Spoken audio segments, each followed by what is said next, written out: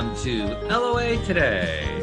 I'm Walt. With me today is abundance teacher and money coach, Jody Lynn Craven. This is your daily dose of happy. We are so happy you decided to join us today. Jody Lynn, I forgot to tell you before we got started, but I announced this on Monday. Something happened long before you. Now you've been on the show now for 2 years, right? Mm-hmm. I think about 1.5 years before you came on, we used to have an app for LOA Today, so that people could listen to episodes. But there were also various guests and co-hosts had contributed stuff, mostly about law of attraction to the app. And then the app broke, mainly because my technical skills weren't strong enough to keep it going, with all the different changes that Apple and Google and so forth require. And so it kind of went dormant for the last 2 years. Well, this past week, I managed to fix it well enough that it is now available in the Apple App Store. Yay! Yeah. So I'm gonna have to download that. Anyone who's heard about the LOA Today app for years and wondered whatever happened to it, it's now there. And the good news is, I didn't even realize this, about 98% of our listeners are iPhone listeners. So they're going to have instant access. There's a very small percentage that are not going to have instant access to it. And hopefully that's going to be fixed in the next week or so. But yeah. Yay! Well, how about that, right? That's amazing. I know you've been working to fix that for a while now, so yes. I'm excited that it's done. I've been talking about fixing it for a long while. And then the last couple of months, I actually did try to do something to fix it with the help of artificial intelligence. I am becoming a fan of artificial intelligence. I have to tell you, I really am. It definitely has its downside. Don't get me wrong. But boy, does it have upside. Oh my goodness. I can confidently predict that 5 years from now, the way we will think about artificial intelligence will be very similar to the way we thought about Google in 2010. By the time 2010 came around, we were all comfortable with Google. When Google first came out in 1999, most people didn't even know about it. And the few that did know about it had one of two reactions. It was either, oh, this is cool, or, oh, God, what's this latest technology? Those were the two reactions, right? Well, it's going to be very similar with AI. The difference is it's going to happen faster because everything accelerates where technology is concerned. And I think this time, despite the bad press that AI gets, a lot of people are going to like it because, first of all, anyone who's ever interacted with, say, Alexa is going to already have some familiarity with it.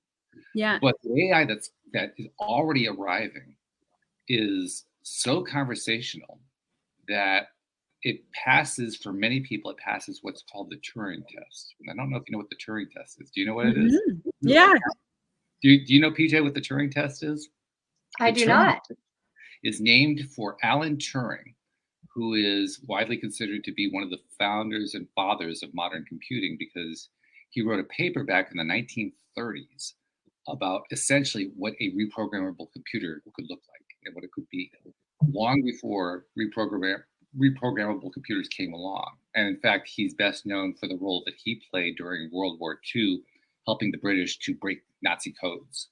So he plays this major role in history. He came up with, he wrote a paper that it was actually the basis for a movie that came out a few years ago starring Benedict Cumberbatch called The Imitation Game. And The Imitation Game is the movie title's way of describing the Turing test. The Turing test is where you have a judge and a subject. The subject is either a human being or a computer, but the judge doesn't know which one it is. And the judge gets to ask questions of the subject in order to decide, am I talking to a computer or am I talking to a human being? And if the computer can convince the judge that he's a human being, it passes the Turing test. We are now approaching the stage where a lot of people are going to be fooled into thinking they're talking to human beings because that's how. It's frightening. I know I've already seen a few of those videos where it's like, hey, Mom, I need help. I need you to get me some money. And it's completely a false call. Yeah. So there's a fear side of it. There is no doubt about it. There is a fear side to it. But there's also, I mean, it's fun to have some of these conversations. If you want a really fun AI to have a conversation with, Louis D'Souza, who's one of my former co-hosts, visited us about a week and a half ago. And he told us about pi.ai. So pi, like the mathematical symbol, pi.ai. If you just go to that website, pi.ai, it will it'll ask you what your name is. It will give you a series of voices to pick so you can decide what voice sound you want the AI to have. And then it'll ask you to start having a conversation on any topic you want. You'll be amazed how conversational it sounds. It sounds like you're just talking to a friend on the phone. And in fact, if you download their app, you can turn it on so that you can talk to it through the microphone on your phone, and it will talk to you through your speaker, so you feel like you're having an actual conversation. Weird. That might have been helpful during COVID for some people who couldn't find anyone to talk to. Yeah, sure. Yeah, well, not just during COVID. COVID kind of brought out for the population at large just how big of a deal loneliness is. And a lot of people were really experiencing loneliness, but it's actually nothing new. Lots of people for decades have experienced loneliness, and that's definitely going to be a role. You're going to see AIs serving as companions. Now, will they be good companions? That's another topic entirely. Joel Elston, the guy I mentioned, he and I did a show on that about a month ago. And there are pluses and there are minuses to it. So, I mean, it's like any tool, right? The tool is really no better or worse than the person who's using it. But I continue to be amazed at what you can do with AI. I mean, one of my favorite things, I've told Jody Lynn this a few times, I love the recipes I can get. I mean, I'll just go to the AI and I'll say, I've run out of chicken recipes. I need a chicken recipe that's low in sodium, really flavorful, not the stuff I've normally had before, but and not really high in carb content, whatever the accessories are. And it'll give me 4 of them, and they're delicious. Wow. How handy is that, right? Super handy. I know personally with AI, I've noticed like within Facebook and a couple different things, it says rewrite with AI. Mhm. And it's sort of making my job as a friend easier because being a writer, having gone to college, for an English degree, I have a lot of friends who will send me emails or send me something and say, "Can you rewrite this for me so it sounds better?" And now they don't need me as much, That's right. apparently. So thanks to AI, I can be more of a mom and less of a English teacher for my friends. I've been using it here with the podcast because I also have an AI called Otter that I use. Whenever we do a podcast episode, I take the audio file at the end that becomes the actual podcast. I run it through Otter. Otter transcribes it into text. And then I tell Otter, take that text and turn it into a 500-word article that I can use to post with the episode. And it's beautiful. I mean, it is a perfect summary of what we talk about. Wow. I love otters to be with. This just makes me love them more. Exactly. Yeah. Yeah. And well named too, because they're such playful characters. I mean, it's fun to play with. It really is. So, well, with that as a very extended introduction, Jody Lynn, I think we should actually introduce PJ. Yeah. Who they're talking to and listening to, right? So PJ Victor is joining us today. The headline that the AI came up with is for this episode was kind of cool: empowering the next generation, and that kind of describes what you do, doesn't it? It's what I'm working on. Yeah. So tell us your story. How did you get to where you are doing this? There's usually a really cool story that goes along with these, and then tell us what you're doing. So I came from a background where I didn't have the most beautiful home life as an early child. I will say it's not a happy story. I started out living with a biological mom who was chemically dependent and an alcoholic.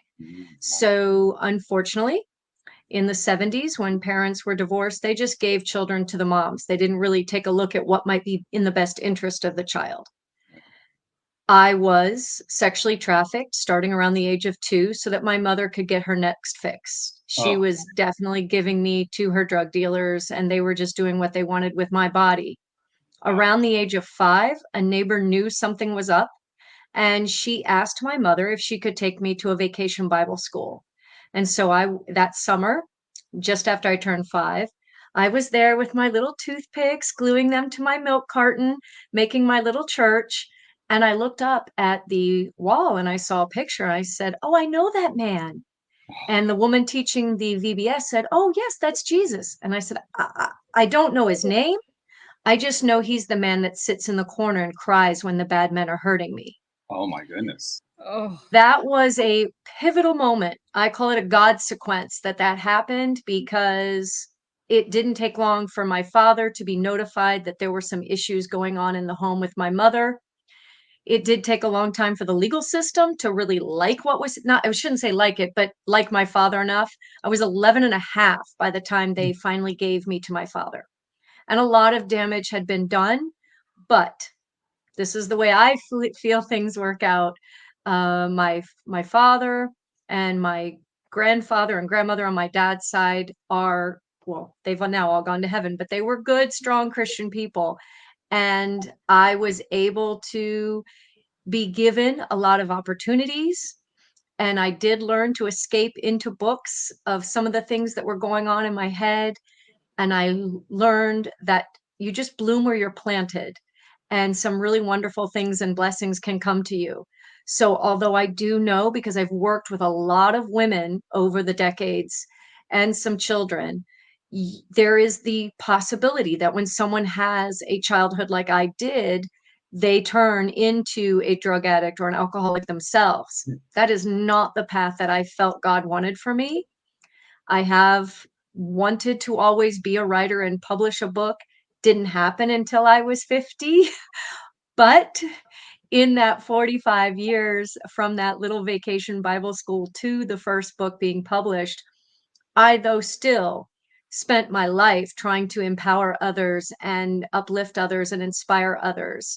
This first book that got published, and then the second, and now my third is coming in just a few weeks. They're short, easy to read, hopefully inspiring. I've already been given some feedback that they are helping people feel the desire and the push to move forward in their lives. And that's really what I feel like my existence is for. I've escaped a lot of not so great things, and I've used every moment to grow myself personally. But also, when I run into someone who's experiencing something I already experienced, I'm just trying to use it as an example to help someone else put a smile on their face and keep going. Wow. Yeah. wow. Um, I don't even know where to begin because there are so many things that are going on in my mind. One thing that I'll mention to listeners is they will recognize that Joel Elston, of course, has been with me on the program. He was actually my 12th interview back in 2012. And then he later became a co-host and was with me for a number of years and then had to go away and then came back. He's been a co-host for the last little over a year now. He grew up near where you live in Florida, also went through some horrific times, came through the other side with exactly the same attitude you're describing of how, I mean, he never wants to go through any of that again. But the way he says it is, if it wasn't for that, I wouldn't be who I am today. Mm-hmm. And the life he has had, I mean, our listeners know the life he has had since then is absolutely mind-boggling. I mean, the stuff he's been accomplishing in his life it just blows you away. So I'm sitting here hearing your story, and I'm thinking, like, is there something about the West Coast of Florida? Because this is just really wild. We get a lot of people who come onto the show with some amazing stories. Don't get me wrong. It's just I couldn't help notice the similarity in stories. It's just something. And for you to come through the way you've come through, I mean, even as you were telling that story, most people will only hear the audio file; they won't see the video. But I'm watching your face. Jody Lynn is watching your face while you're talking. You're smiling while you're telling the story, and it makes total sense to me. I think it does to you too, Jody Lynn. It makes total sense why she's smiling as she's telling it. But when I say it that way, it's almost like there's a piece of me that says, "What? How do you smile through that?" And yet you do. I can tell you that it's a mixture of a lot of different things I've been exposed to, but in my early 20s, when I was not even really understanding why I kept being in relationships with drug addicted and alcoholic men trying to save them. I ended up in a shelter for abused women and children, and there was a woman who came in as a volunteer, and she taught yoga and breath work for an hour. And it was at that exact moment, which was my first experience with yoga or any kind of breath work, but I made a promise to myself, and I said, "This is it. I know I have other things I'll be doing in my life, but I will become a certified yoga teacher, and I will voluntarily teach other people how to find their breath in times of crisis." Now, that took almost 20 years for it to come to fruition, but it happened. And a key thing that I've learned, it's like everybody wants to talk about, "Oh, you're such a survivor." It's like, "Okay, great. Thanks. Yeah, sure." But I don't want to be just a survivor. I want to be a thriver. And then, because of the faith that I have grown to love and promote to others when I'm given the opportunity, the childhood song, "Hide it under a bushel, no," "This little light of mine, I'm gonna make it shine," and I want to be an example to others in a positive way. And so when you're inhaling, that's kinda like when you're surviving, you inhale, but you don't actually exhale, and you're gonna end up blowing up. Mm. But thriving is this true essence of healing and empowerment. And that is something that I wake up grateful for every day. I've escaped death. I've had an ex leave me for dead Mm. after pulverizing my body. Oh, geez. And I feel like God said, "Nope, she's not done yet. She's getting back up." And in all of those moments that I could have just given up, I've chosen not to, and I'm so glad I did because I've got 3 amazing young men that I'm raising, and it's a privilege to watch them get up when they get knocked down, and then look at me and be like, "You taught me that, mom." Aw, So it's worth it. it's beautiful. Jody Lynn, you want to jump in on this? Because this is one of those conversations where I'm sure you're feeling a lot of the same kind of things I'm feeling, and you want to Mhm. of it, right? I think it's so fascinating that, Walt, you and I have experienced it in our own personal lives in different ways where we get knocked down and get back up and, can see the beauty in all of that. But it's still hearing it from somebody else that, you've been knocked down so many times, PJ, and then you got up and you're still standing, you're still smiling, like Walt said. It's always fascinating to me every time I see it.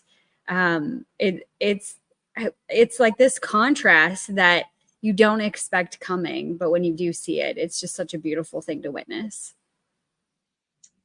Thank you. I will tell you that, the first book being entitled this, Journey to Emotional Independence, Feel, Heal, and Reveal, Journey to Emotional Independence, it was one of these things where I was afraid for a long time to put what I was trying to practice in life into a book, into words, because there have been more than one relationship that knocked me down. And I didn't want this book to be a he said, she said of the nastiness in those relationships. So I prayed about it and I pulled all of that out. And I really focused on making the book like a friend sharing advice, a guidebook of here's the steps. They're not linear. It's going to be messy. You're going to show weakness. You're going to get knocked down. But even with all those highs and lows, you're going to discover amazing things about yourself. You're going to face challenges and you're going to have victories. And every step is going to help you become more authentic. Then you're going to wonder, is it really time to leave? And you're going to have to fight through that choice, but it's all about choices. And not only can you choose to smile, which everyone has already learned, I'm sure, that you get less muscles are used for smiling than frowning. It's just this idea that you can become the most authentic version of yourself if you just take the steps to move forward and know your worth. And that's really hard. So many people are struggling with their worth, the fact that they're not setting healthy boundaries, and they feel that their sensitivity is a weakness instead of a superpower. So it took time, but I did it. I put it to paper to encourage others to know that your sensitivity is a superpower, not a weakness, and you can interact with the world and the people in it and become a thriver instead of just surviving. I'm reminded of another conversation I had with my friend Joel very recently, in which I asked him something I never asked him point blank before, because he had, like I said, he has a remarkable story as well. In his case, he was a gambling addict who stole from his own family, went to prison for it, went to jail for it anyway. He was homeless. He ate out of a dumpster. He had this really horrible series of events that occurred, and then he turned it around and turned it into an amazing life. But at the point where he reached his lowest point, it was on Anna Maria Island. We made that reference earlier. On a particular bench on the shoreline, he had a gun with him, and he was trying to make the decision whether or not to kill himself. Mm-hmm. And he isn't 100% sure how it happened, but somehow he made the decision not to. And he describes how when he was making that decision, he had no way of knowing that his life would turn into what it turned into. The idea of trying to visualize or imagine that would have been preposterous, given where he was sitting at that time. And so the question I asked him that I'd never asked him before was, what do you think made the difference? Why did you make that choice? Because that could have gone either way that day. And he wasn't really sure. I mean, he gave me the best answer he could give me, which amounted to, I don't know, just somehow I needed to go that way. Do you, I don't know if you ever got to that point where you had it that severe, but have you ever had to face a point where you said, is this really worth it? And then decide, I'm going to go ahead anyway? More than once. And each time it has been because of a child. Either in the recent 20-something, 21 years, it's been my own children. Prior to that, I had a brother who passed when he was 6. And when I was suffering through some sexual abuse and a traumatic incident in college, I thought of, oh, my little brother, he needs his big sister. And when I was before that, it just seemed to be like there was this drive in me that there was a child somewhere that needed me as an example.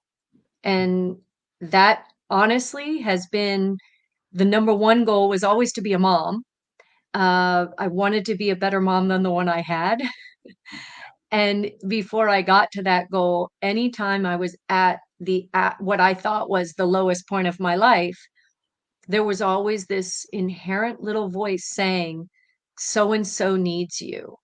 And it was always a weak individual. And I really liken it now, as I've gotten older and gotten into hypnotherapy and different things about my unconscious and conscious mind and the mind body spirit connection.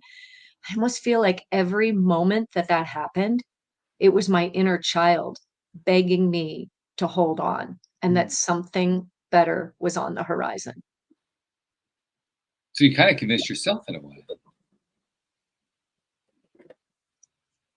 I mean, seriously, that's the kind of inner conversation we never talk about, right? Yeah. Right? Well, certainly not that kind. That's a really severe example of it. But I mean, even on a day-to-day basis, we don't normally talk with other people about what our personal conversation is that we have with ourselves, because it's personal. No. Right? I mean, it's personal. It's private, and it's not. Well, we have also a lot of cues from society that tells us don't do that. You're going to get hurt if you do that. Mm-hmm. So as a result, when we hear somebody tell that tale, I mean, we know it. We know the authenticity of it. It's so obvious, and it kind of stops us in our tracks. That's the way I felt just now when you were saying that. When you were describing what happened, just kind of stopped me. Like, wow, I know that voice. I know that feeling. I know. I mean, it's your voice rather than my internal voice, but I know what that's like. I know what that feels like. Jody Lynn knows what that's like. Mm-hmm. Yeah. I mean, that's one of those things that we can all identify with. We just don't talk about it. Mm-hmm. Wow. All right. So you have you have really come quite a long way in your whole journey, and you decided to write these books. The third one was a book that I think you described it as being like a letter to your son. Tell us how that came about. So as I was writing Feel, Heal, and Reveal, I actually stopped and I couldn't write the last chapter because I was afraid that the story wasn't over yet. I'm actually still actively in a legal confrontation situation with my ex, and I felt like I would be an imposter if I finished this book because the story wasn't over. I hadn't crossed the bridge into happiness yet. How could I dare publish a book about finding emotional independence when I wasn't independent of this last relationship? And then I stopped and I started thinking about how this whole process, these last years, have been affecting my oldest son, who was not a product of this ex, and how he was suffering with wanting to figure out what he was supposed to do with himself and with his life, because he didn't necessarily always think I was the best example. And so I started writing Soul Quest as a diversion from this feeling like a failure because I couldn't finish my first book, but also as a caring mother, like just a letter to him. Like what advice could I give him to help him move forward? Because we haven't really spoken about it, but I literally was told in August of 2021 to get my will in order because the autoimmune disorder that had blossomed in me was going to take my life. Wow. And my youngest was 4, and I didn't want to leave my boys. So I had to really dig deep. And that's when I got into hypnotherapy and went back to something I knew worked for me in college. And I'm very happy to tell you that I'm 14 months in what the medical world calls spontaneous remission. So here I was finding this success for myself in my health and wellness mentally, and then now having these boundaries more solid to leave this relationship behind and go forward for my children. And here he was watching this, wanting some good things in his life, but not sure what yet. And so this letter to him became just shy of 100 pages. And I was like, okay, great. Here's the book. We'll just leave that other thing to the side. However, that's not how sometimes I believe that God works, because the publisher was like, no, no, I like this other one. Let's get this other one done. And on a Friday night, I sat down and was like, okay, what's this last chapter? It's got to be encouraging, not just my readers, but me. And I finished Feel, Heal, and Reveal. And within maybe 3 weeks, sent the manuscript for the second book, and I was blown away that in less than a month both of the books ended up being completely and totally published. So now I've got these 2 books dealing with essentially similar topics but different audiences, and almost could be the same audience, because once you've found your emotional independence and you're on that track via the first book, you may then start to go, oh, wait a minute, but what am I going to be when I grow up? And lead you into Soul Quest. And as all this has been happening, my 15-year-old is like, hey, what about me? You going to write a book for me? And I was like, oh, by the way, yeah, I'm about 6 chapters into something for you. And it's not quite done. My goal is to finish it before the end of April and get this published by his birthday, which is May 14. But he struggles with this empathetic heart. I don't know if you've ever heard about birth order and how second children are like your cheerleader, and they're like the child that you don't let out of yourself. And he really is. He's my cheerleader, but he does struggle with the empathetic communication of reading people's faces and then taking into what they're not saying and then soaking what they say up into like his little body like a sponge, and just it can create these communication breakdowns inside of him. So I started writing a book called Beyond Words, and that won't be coming out until probably the middle of May, but it's really just how to meet people where they're at. I liken it to a How to Win Friends and Influence People, but for a younger crowd. because you've got so many crazy things going on with social media and the way kids are just being exposed to things so much differently. I mean, I'm the generation of when the lights come on outside, go inside the house, but you can drink out of a water hose and it's okay if you're barefoot the whole day and learn to run zigzag when an alligator's coming at you. You know, like these are not the children these days are not growing up the same.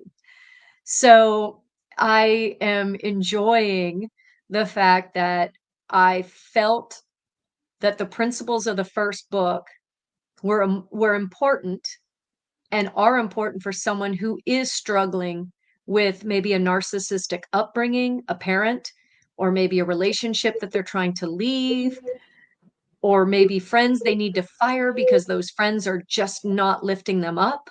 Mhm. And then with Soul Quest, it's more like digging into yourself to figure out, well, why are you even on this earth?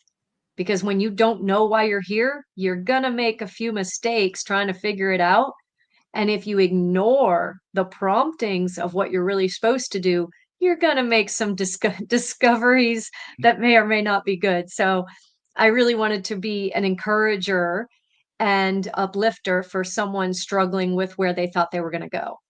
And with this third book, it's really about communication and how to listen as well as speak, because I have definitely learned time and time again, God gave me 2 ears and 1 mouth, and sometimes I have to use those accordingly. Yes, indeed. I think it's a skill we all have to learn at one time or another in our lives, And whether we want to relearn. or not, right? Yeah, I mean, that's just part of it, right? Yeah, I absolutely.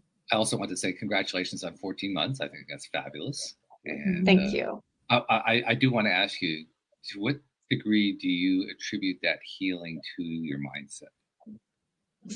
99.99999% mindset, and then that 0.01 is, things I was already doing for my health with my diet, etcetera, and then honestly, the mindset is so key. I still to this day did it this morning, I'll do it before I go to bed.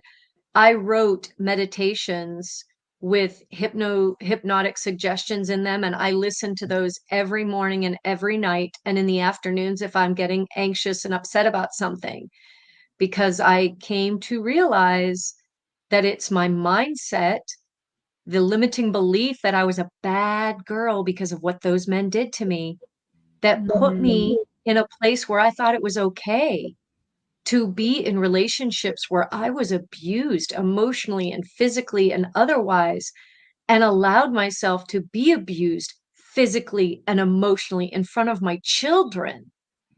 I don't want them to learn those things, and for the older two, it's almost sometimes I think it's too late, and then I have to check myself. Mindset, little girl. Those boys are going to learn exactly what they need to learn from those experiences. Those learnings are theirs, not yours. And you are just here to be the best example, the best mama bear you can be. And you then have to take the victories from what you've done in front of them that are good and establish the boundaries that you didn't establish before and let them see you fight for those boundaries. And essentially, that's what I'm doing still to this day. I don't have imposter syndrome about the first book anymore because I am fighting for my family and for the boundaries that weren't respected, and I will continue to do so. And the chorus that I heard about how terrible I am and the things that were said to me, I found my own way to walk out of that. Um, and I do it and I share it with others. It's the paper elephants method that I came up with when I need a 30, 60, or 90-second reset of my mindset. Ooh, I want to hear about the paper elephants. Okay, I'll do it because it's really fun and it works if something is sad, someone's saying something to you that's starting to affect you. So, if someone's listening and driving, don't do this part, but if it's okay and you're comfortable, just lower your eyelids down towards your nose.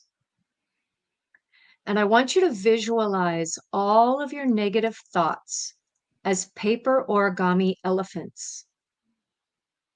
And set those paper elephants on fire as you breathe in deeply through your nose and send your breath like a blazing fire to your forehead. As you exhale, sweep away the ashes of all those paper elephants with a cool, moist breeze.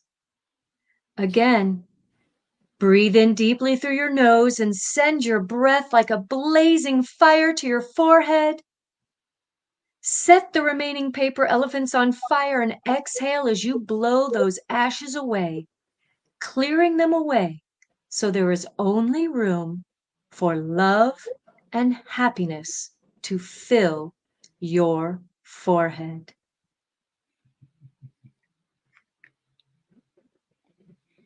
What do you think, Jody Lynn? That was good. That's a great visual. So that's quick and easy. I can drag it out a little longer. And for someone who needs to do it at home, you can really sit there and focus on the negative thoughts, the things people have told you, the things you've told yourself, and maybe even imagine yourself writing those words onto those little elephants. But the whole idea is, our foreheads, they're our planning center, our logic center, and we sit there and we fill them with so much garbage that people have told us and that we've told ourselves. And sometimes we have to just sit, breathe, and clear it out so we can just keep on keeping on with a daily dose of happiness refill. There you go. I like that. Yeah. Mhm. So is the essence of self hypnotherapy simply implanting the right message? I think it depends on what you need it for, because self hypnotherapy, you might have to do some work before you get to the point where that's really useful. You may have to work with an actual, like I became a master hypnotherapist and I worked with another master hypnotherapist first because I did need to clear some stuff out. I had to utilize tools like NLP, neuro-linguistic programming, and timeline therapy to really set my mindset where it needed to be. But then I still need daily maintenance because life didn't just automatically become perfect and beautiful when It I was didn't. done. Wait a minute. Hold on. Isn't that the way it's supposed to go? I thought so. And then, yeah. And also, too, it's like with my body, my self hypnosis that I've recorded, I am telling myself when I wake up in the morning through this meditation, your blood is flowing exactly how it should. Your lungs are at full capacity. Like I'm going through all of my body systems and reminding myself and ingraining it into me that I am a perfectly well working creation, that all systems are go, and it's time to hit the feet to the floor and spread that happiness to others. I think that's a really powerful message because I think we have more ability to heal ourselves, to change things, change the structure of our DNA, to make a difference within ourselves, as well as that ripple out effect than we really understand. And it brings forward a video that I saw, I don't know, a couple of days ago, a week ago, something like that. There was this woman, she was in a car accident. And it was like a really bad car accident. And she remembers floating out of her body. And she's like looking down at the scene, and there was a car right behind her, and then another car. And there was this white light that was coming from this second car going right to her. And it was like just this beam of light that she could see. And she was like, that's so interesting. And then poof, she was back in her body and woke up in the hospital and whatever. And, through asking, the medical staff and like the paramedical crews and stuff like that, she finally found out who was in the second car. And she found this woman who was in the other car. And she asked, she just instinctively asked, were you praying for me? And she said, yes, I was. And that was the white light. And I think about your message of that self-hypnosis, even if it's just reminding yourself, talking to yourself, that's kind of like giving that light back to yourself, praying for yourself, changing that relationship with you over and over and over again. It's that light of the infinite creator of God coming back to you. There are a lot of different modalities, and I found a wonderful benefit to COVID, and that would be that all of these different educators were putting their products out online for reduced rates. So I spent that time earning way more certificates than I will ever need and becoming what I call a Jill of all trades, master of some. And in that process, I really do believe that I found that we are our indeed best healers. I believe personally that I get that ability through my Lord and Savior, but I feel that, it's up to the individual. Make that choice. Where does that come from? And hey, if you believe it, then that's your truth. I am not going to thump somebody over with a Bible and tell them what to believe. I am simply going to share the fact that, hey, this is my story. This is what happened to me. I know where I could have gone. I know what I could be, but I know what I am. And this little light of mine, it's going to keep on shining. I love it. I love it. Yeah, that's really cool. That's really cool. You made an interesting reference earlier. You made a reference to, I think you described it as an imposter syndrome, which is a phrase that often gets used to describe that phenomenon. What do you think separates the typical imposter syndrome modality, for lack of a better word, from the one you were describing, where you take on a true belief in something? Where do you think the distinction is? I think it really lies in the person who says it. So if you feel you're an imposter, guess what? You're going to be one, because that's exactly what you're telling yourself, and that's exactly how you're going to choose to live. And for me, it was one of these things where I had to make the choice, like, well, what do I think I'm an imposter about? I want to be a published writer. Didn't I go to college? Haven't I been writing things for other people? Haven't I been doing it was like I've been doing the work. So what gives me the right to tell myself that I'm an imposter? I really feel like limiting beliefs are what separate those who are succeeding and thriving from those who are just choosing to survive or not succeed at all. Okay. Mm-hmm. Jody Lynn, what do you think about that? I mean, what you think about the distinction between imposter syndrome and the kind of taking on of belief, of faith, if you will, that PJ is talking about? Where do you see the distinction? Well, I think that I agree with PJ in that it's a lot of limiting beliefs, because when you start to break down the words that you're using and the questions that she was asking is like, imposter of what? Even if you think about like the book that you were writing, PJ, of, I can't remember the title of the book. I wrote it down, Feel, Heal, and Reveal. Like, that last chapter, a lot of people would probably think the same thing if they were writing it. Well, I'm not there yet. Across the rainbow bridge of happiness and sunshine isn't coming out of my ass. It's not that. But what makes me, what I think of as you get to that final chapter is that we're never done.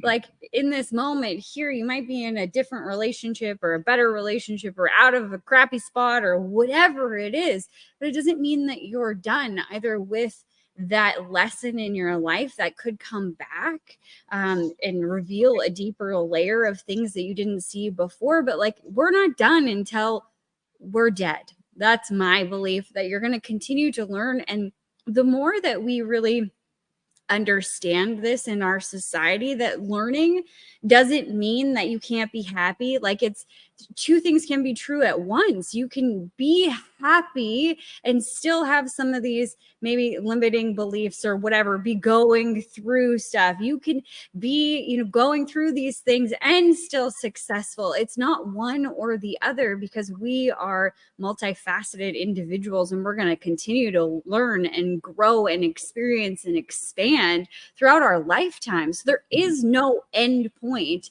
where you'll ever end up, because there's just always another layer, and that's not a bad thing. We've been so stuck in our society of, I got to get to the end. No, the end is the end of your life. Like, how about I'm excited about this day and this journey, and there's going to be multiple different like chapter endings, but it's never the end of the book.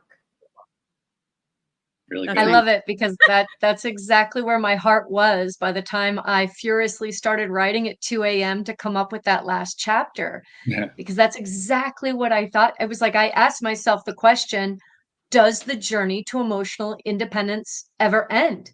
No. And the short answer was no, because the journey is embracing your sensitivity, and that it's not a linear one. I think I said that earlier. I mean, you've got these highs, you've got these lows, you've got discoveries, you've got challenges. And honestly, healing from the impacts of manipulation or abuse of any kind is profoundly personal in its journey. And so, if I'm going to sit there and try to tell someone how to find their way back to themselves piece by piece, well, they're going to have to know that there are setbacks and it's not linear, but every step forward, no matter how small, is a victory. And that's really what I wanted to do when I tied the book together, was just say, hey, look, guess what? There are going to be moments of weakness, and possibly you're going to slip up. But if you find yourself reverting into those old patterns, it's vital to just view those moments not as a failure, but as just part of the learning and growth process. Because every step you take, whether it's backwards or forwards, is an opportunity to reassess, to learn, to push forward, and have this renewed determination. And that is exactly what I was feeling at that moment, like come 3 a.m., as the words were coming out.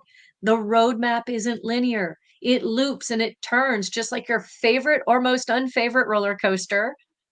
But you get these amazing learnings, this amazing growth comes out of it at every twist and turn. And your emotional independence is not a distant dream. It's actually tangible. And I think that's what society doesn't tell us. I think we get beat down by the movies, the books that are some books, Yeah. and the television shows and the things on social media and those cute little clips on certain social media sites that just make us feel like we're worthless and we're not worthy of success. But that's not true. There's an achievable reality for each and every one of us with every step we take with courage. And that's all it is, the choice to be courageous and step forward. And remember, set an intention, not just a mere wish thrown in the wind, but rather a powerful affirmation of where you want to go, what your desires are, what's on your heart, because those intentions become that compass that guides you and makes your steps go forward and ensures that even when that path is foggy, you have a sense of where you're headed. And that is what keeps you motivated to keep going, even if it's not some little child you're thinking of, because it might just be your inner child begging you to never give up. Yeah, I like that. Yeah. What the two of you have been saying here brought up, I'm sure it brought up a lot of things for a lot of different people who are listening in. For me, it brought up two things in particular. The first one is in reference particularly to what you were just saying, PJ, how it almost doesn't even matter what direction the step is in. Really, the only kind of step that is counterproductive is the one you don't take, where you just stay there and you don't take a step in any direction. As Mike Dooley once pointed out, even if you take a step 180 degrees in the wrong direction, your inner guidance will say, make a legal U-turn. Just go the other way. U-turn now. So there's really no wrong steps to take. It's just paying attention. If you can pay attention to what you're getting, what impulses you're getting inside, you'll find the right direction. Oh my gosh. I was in the early on like moments of my like a portion of my personal development like journey where I like was like, oh, that was a pivotal moment like PJ was talking about. I landed in New Orleans, first trip I had ever gone on by myself. Not intentionally. My boss was supposed to be with me and he missed his flight.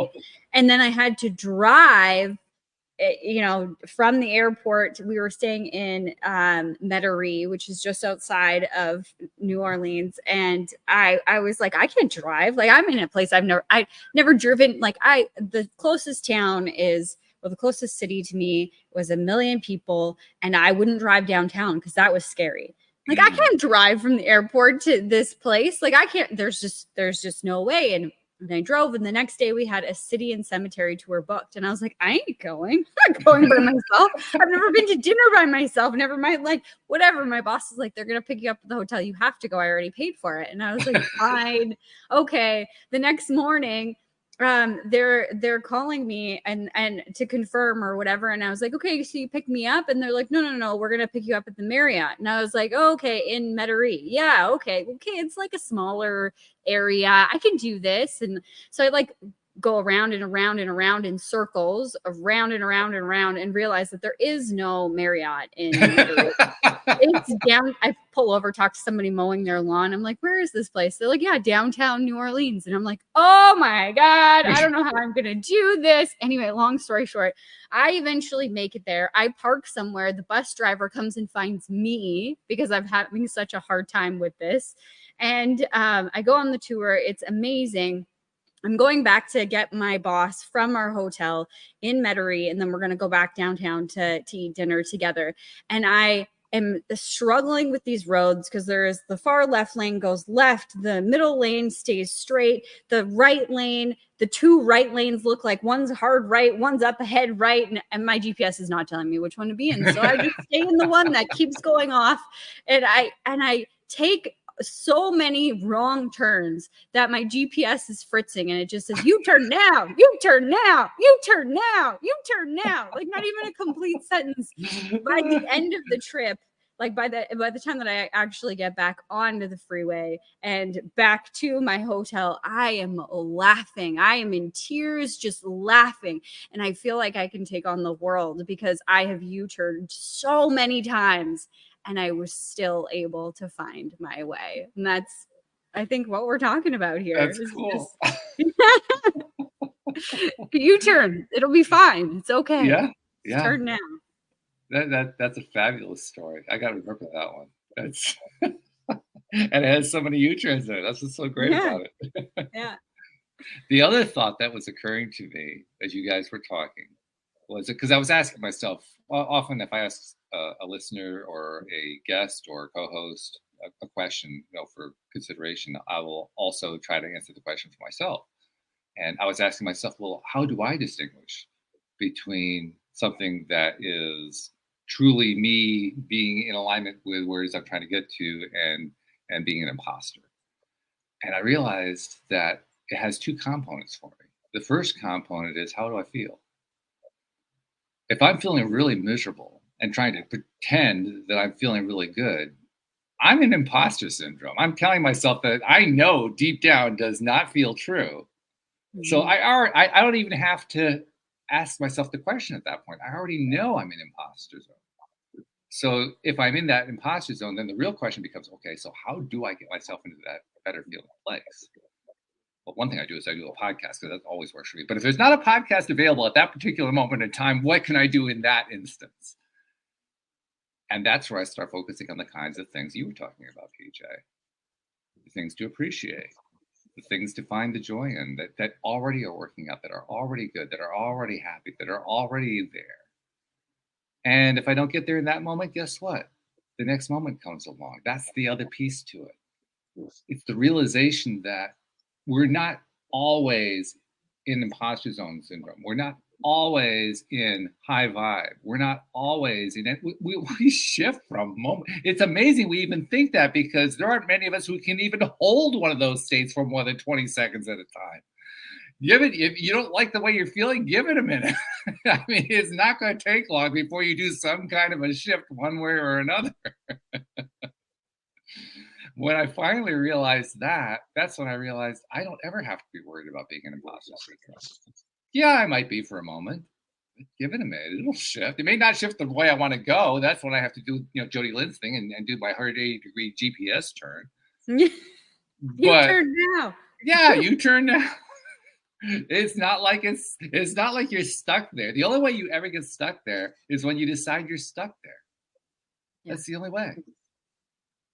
So that's the way I look at it. I love it. So, okay, well, all right, so you have 3 books, 2 of which that are coming out pretty much now. 2 are out. 2 are out. You can get them Amazon and everywhere. Oh yeah, okay. 2 are out. It's and the third one is about to. I mean, that's going to be like, I mean, there aren't too many people who can say, oh yeah, it's going to be published in a few weeks. Yeah. Most people will, like my friend Joel, he's been working on his book for 2.5 years. It's still not done. So, when it comes out that quick, you say, whoa, okay. This woman's got it together. She's got a book coming out that fast. That's pretty darn good. But you got these 3 books out, okay? Or 2.5 anyway. We'll pretend that the third one is out. 2 questions come to mind. The first one is there a 4th book? And the second question is, what do you feel when you think about the fact that you have 3 books out? Because I know what it's like. I've written 1 book and I've edited another. I know what that feels like. Now, Jody Lynn has authored various things too, but from your perspective, you got 2, almost 3 books out. What does that feel like to you? It's an incredible sense of pride, because I wrote it down that I wanted to be a published author by the time I was 35. And when I didn't make it, there was that nagging little thing inside of me just constantly reminding me that I was a failure. And it was really hard to set positive boundaries and be in decent relationships when the biggest critic, myself, was being mean to myself. And I have definitely learned that your gut is a very powerful guide, and it whispers these little truths that your heart might be too entrenched in something to acknowledge. And so really, and it was just trusting myself to finish the first, release the second out of my clutches, and then know that I won't accept anything from myself other than finishing this third one in the next week to 10 days so the publishing can move forward. My emotions and my instincts are the same as everyone else. There are guideposts, and they warn us when we're heading into dangerous waters, and ignoring them can lead us down a path that our needs and our safety are just being compromised. And that is exactly why I needed to do this, because there are people out there who need to read what I have written, and they need to read what's on my heart and about to be published in that third book, so that they can feel safe and that they can find the path where their needs are met. And that's on me, because that's in my opinion, God-given purpose, is to share with others how they can find their own way when they're scared to take that step. So if my sad little stories and my silly little antidotes can encourage someone to take that step, then I am fulfilling my purpose. Jody Lynn, are you getting the feeling that I'm getting? The feeling I'm getting is this is a woman on a mission. 100%. Isn't that the same feeling? Isn't that the feeling? Like, absolutely. Wow. Totally focused, totally determined, nothing going to get in her way, nothing going to stop her. I mean, it's a done deal. That's right. Wow. Shows how Thank powerful you. mindset really Thank is. you. Hey, PJ, for somebody who wants to reach out to you, how do they find you? I thought I would make it easy with all these fancy domains running around in the world. So I created the THEPJVictor.com Okay. because people are constantly asking me, well, when's the next book, or what's this happening, or what do you do so you can pay the bills? Mhm. What do your kids do? Because you seem like a pretty cool mom. So if you go to thepjvictor.com, you'll find the links, not just for the books, but the nonprofit that my 21-year-old started when he was 6, the nonprofit coffee business that my 15-year-old started when COVID happened, just my homeschool blog, because I've been homeschooling for over 20 years, just what's going on in our worlds, because we do have a unique world. I won't deny that. And I figure if I'm going to live in my truth, I needed to make it available for those to see. I'm glad So you did. thepjvictor.com has it all. That's where I'll put it then. I'll make sure that gets into the show notes. So, by the way, 2 things I got to tell you. One, I have to share with you just because it's so perfect. I have a sister who is the middle child, whose name is Pamela June, who goes as PJ. And I'm thinking, wow, all of these parallels are just too much. I can hardly handle it. So I wanted to share that. That's the first one. The second one is, like so many people who come out of this program, you have decided to take what you went through in life and turn it into something that you can give back to others. Everybody who comes out of this program fits that profile, and it especially is true for you. The one thing that I noticed a few years back that I try to make it a practice to make sure I don't ignore and that I actually give credit for is something that we tend to ignore as a civilization, which is we live in the age of the internet, and we're all especially the givers, we're putting stuff out there. We're sharing stories, sharing information, appearing on podcasts, writing books, writing blogs, so forth. And we're helping people we don't even know, we've never seen, we never will meet, never will see, and we never find out about it. And we don't get thanked for it. And I like to say, whoa, wait a minute. On behalf of those people that you've never met, you've never seen, never will meet, never will see, thank you for what you're doing, PJ, because you're making a Aw. difference in this world. That's all I'm trying to do. I mean, I've been you mentioned the thing about the car accident. There was a car accident years ago, 25 years now, I think it was. And when I opened my eyes and saw the bright light, I thought that was it. I thought I was hitting heaven, and I was really unhappy because I hadn't gotten pregnant or had kids yet. I wasn't married. I was like, why don't I'm not done yet. Thankfully, it was just the emergency room lights as they were putting my body up to take some x-rays. But that closed brain injury is just one of many things that has affected me over the course of my life.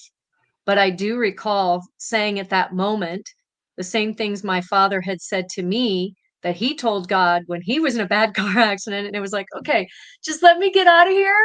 And I'm going to make one person smile every day. Wow. And no matter what has happened since that 26 years ago now, that's just what I'm doing. And I might have just turned 51, but 51 or 21 is the new 51, 51 is the new 21, however that saying is supposed to be. I am not hiding my light under a bushel. And they say that the hardest apology to accept is the one you never get. And I understand that. But I also am coming to understand that the most encouraging encouragement you ever need to follow is the encouragement that you didn't hear spoken. And that's really where I'm at now, is just taking someone else's smile when I pass them in an airport as a means of, yep, that person knows it. It's time to encourage each other. We're not doing that enough in this world. And so thank you. I really do try, and not just try, but I'm working on daily being an encourager and inspiring others. And so I love being able to share a platform like this with you and Jody Lynn, because yeah, this is a daily dose of happy for a lot of people, I'm sure. Jody Lynn, I think she does more than try. I mean, would you agree with that? 100%. So you know where I'm going next with this, right? So Jody Lynn, I have 3 co-hosts who do regular shows with me every week. Jody Lynn is one of them. And one thing they all share in common is this amazing ability to take an hour's worth of content and tie it into one summary at the end in the perfect way. Jody Lynn is probably the best of the three, and they're all really good at it. Oh. So I'm waiting to see what because there's so much to pull together. There was so much in the stuff that we talked about. I don't know where she's going to pull it from, but she's going to do it. She's going to do it right now. What do you got, Jody Lynn? Well, I'm going to borrow some of the words that PJ said herself. Every step that you go, whether it's forward or backwards or U-turn now, is a victory and an opportunity to bloom where you are planted. And PJ, you've been an incredible reminder that life is precious and that you're here for a purpose, every single one of us. So thank you for that reminder. And thank you for, committing to make someone smile every single day, because I know you're doing exactly just that. And for all of the beautiful reminders today. Oh, namaste.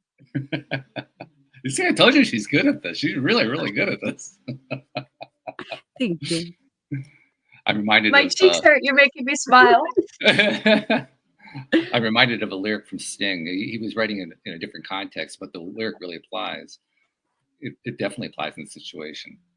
Every move you make, every breath you take, we'll be watching you. Yes. So thank you, PJ, for joining us, and thank you for sharing your story. And we're going to be watching, because it's like that sign they put up on a billboard when, what they used to. They don't do that anymore because everything's an electronic billboard, so everything's all lined up. But before they had electronic billboards, when there was a gap between when one ad was down and another ad was going up, there was a message that would appear, and the message was usually something like, "Watch this space." We're watching this space because something great's going to appear. That's right. Thank you. Thank you, PJ. Thank you, Jody Lynn. Thank you, podcast listeners everywhere. We'll see you all next time here on LOA Today. Goodbye, everybody.